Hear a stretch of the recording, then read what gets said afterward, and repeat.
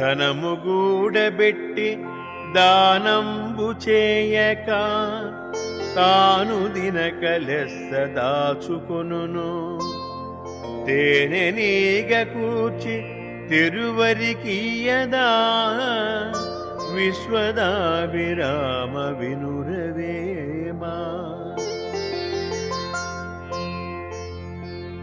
ఎవ్వరికి నీ దానధర్మములు చేయక పోనీ తాను కూడా అనుభవించక 10 ముళ్ళు వేసి దాచుకొన్నచో అది ఇతరుల పాలగును, లేదా ఏ దొంగలైనను దోచుకొని పోవుదు.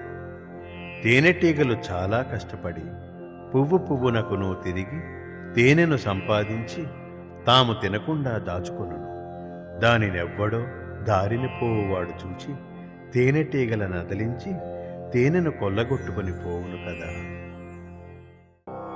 అప్పులేనివాడే అధిక బల సంపన్నుడు, విషయాసక్తి లేనివాడే జ్ఞాని.